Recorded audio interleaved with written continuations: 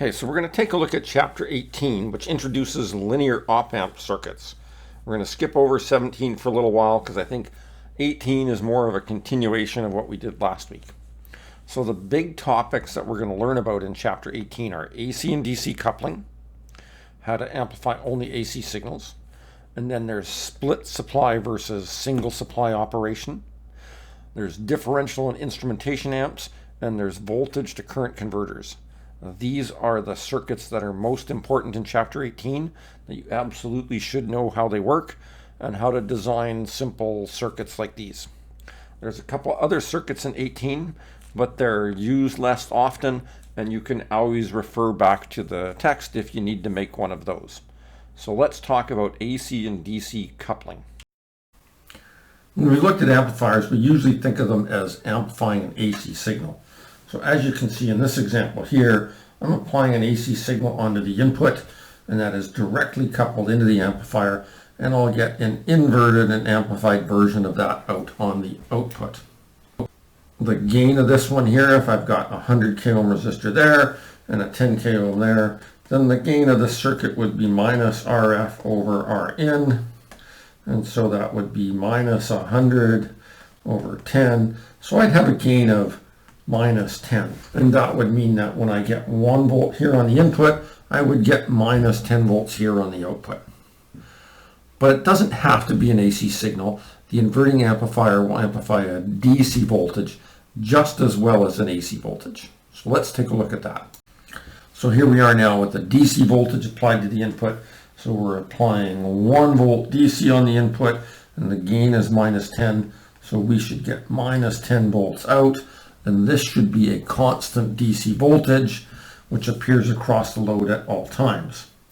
Now in this circuit we've got a DC, and in the previous one we had an AC, but it is of course possible to amplify a voltage that has both AC and DC at the same time. So let's take a look at that. So in this circuit I've got an inverting amplifier that has an input that is both AC and DC.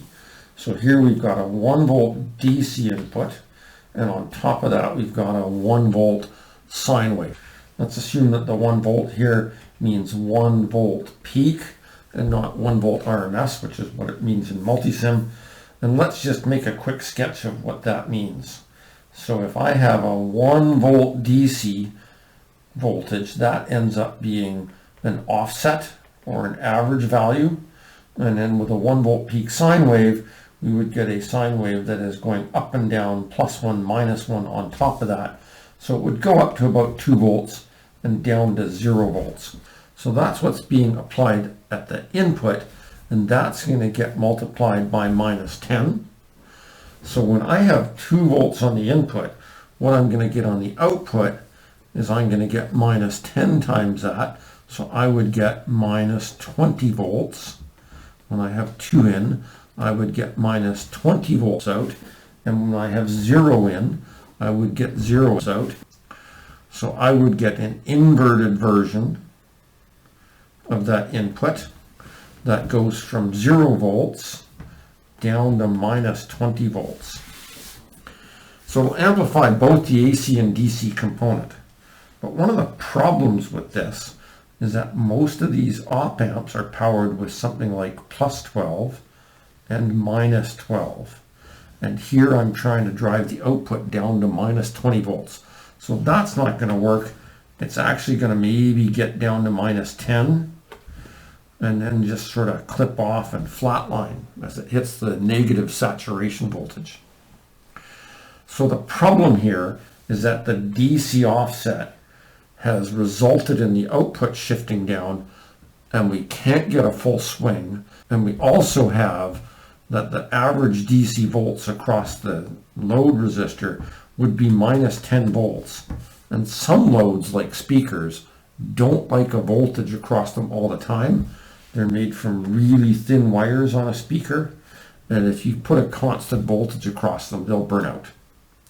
So we need to find some way of eliminating the DC offset, and how we can do that is we can put capacitors on the input and the output, and that'll block the DC voltage on both the input and the output, and we will end up with only AC on the output. So let's take a look at that. So here I've added a capacitor on the input over here, C1. And what that will do is that will effectively block the DC voltage that's going into the circuit. So over here, right at this point, I'll still see the sine wave riding on top of a DC input. So it'll be shifted up. But at this point here, we'll block out that DC signal. And so at this point here, I'll see the sine wave with the same magnitude, but I'll now see it centered around 0 volts instead of 1 volts. So if there's no signal coming in, this will stabilize at 0 volts, this will stabilize at 0 volts, and I'll end up with no voltage across the load.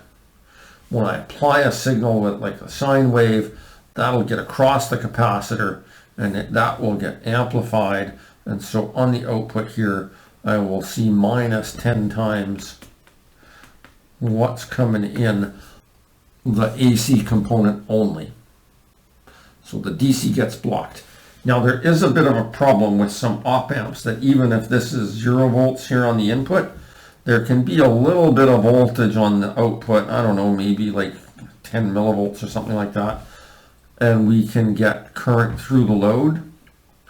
So we usually end up putting a capacitor on the output as well to block any DC offset on the output that results from variations in the op amps. So let's take a look at that. So here's the final version of my AC only amplifier. I've got a filter on the input here that blocks the AC coming into the op amp, and then I've also got a filter here on the output that blocks any offset voltage that may be appearing on the output of the op amp. Now to figure out the cutoff frequency, you do this just like any other circuit, and I think I've shown you this in another video. So what you would do is you would first of all determine what the overall general response of this filter is. So at low frequency, the capacitor would be an open. So at low frequency, you would get nothing out, or a very, very small voltage out. And then as frequency increased and the capacitor shorted, now the signal would get passed into the amplifier and I would see a high voltage out. I'd see what I'm putting in. And then from the low frequency, as you went up, the output would slowly increase until finally it would level off and stabilize at the gain of minus 10. So this is a high pass filter.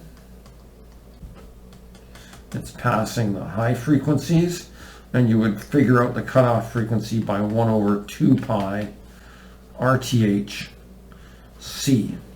And I've got another little video on this that explains how this formula for cutoff frequency is developed, and you can review that one to get those details.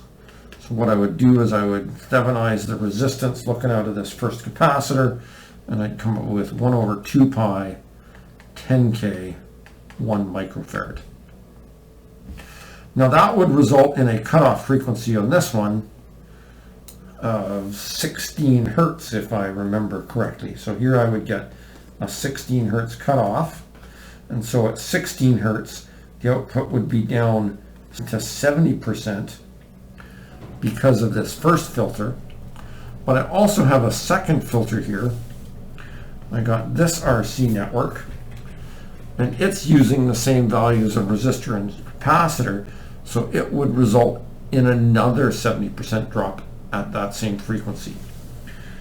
So each filter would drop it down 70%.